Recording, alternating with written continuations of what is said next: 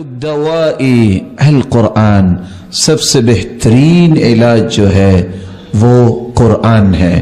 اور سیدہ عائشہ رضی اللہ تعالی عنہ ایک عورت کو دم کر رہی تھی تو آپ نے فرمایا عالجی ہے بکتاب اللہ، اس کا علاج کرنا ہی ہے تو اللہ کی کتاب سے علاج کرو۔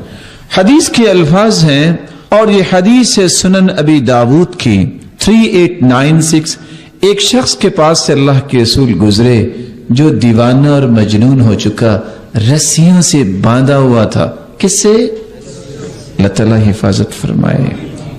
رسول اللہ صلی اللہ علیہ وآلہ وسلم کے صحابی، انہوں نے سورۃ الفاتحہ پڑھ کے اس کو دم کیا، اور صحابی کہتے ہیں فرقیتہ بفاتحۃ الکتاب 3 ایام کل یوم مرتین، میں نے سورۃ الفاتحہ پڑھ کے دن میں 2 مرتبہ اور 3 دن تک دم کیا تو اللہ ذوالجلال نے اس کو شفا دے دی، اور اس کے نتیجے میں انہوں نے مجھے 100 بکریاں دی۔ دوسری روایت میں آتا ہے کہ صحابہ کرام جا رہے تھے تو سلیم قبیلے سے گزرے تو وہاں سے آنے والا آیا اور آ کے کہتا ہے کہ ہمارے مرد نہیں ہیں، ہمارے سردار کو بچھو نے کاٹ لیا ہے، کوئی ہے آپ میں دم کرنے والا؟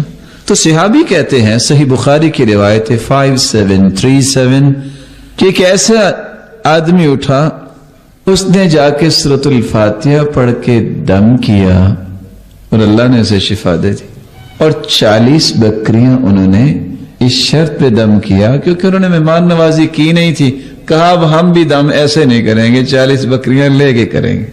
40 بکریاں تو لے لی، سوچ بھی پڑ گئے یہ کیا بن گئے۔ اور تیسری روایت میں آتا ہے کہ ایک صحابی اٹھے، ما نأبنہ، ہمیں تو یقین ہی نہیں تھا کہ یہ دم کر سکے گا، وہ دم کر کے آیا، اللہ نے صحت دے دی۔ پوچھا تم نے کبھی دم کیا؟ کہتا نہیں۔ تو پھر کیا کر کے آئے؟ کہا سورۃ الفاتحہ پڑھی ہے، دم کر دیا، اللہ نے شفا دے دی۔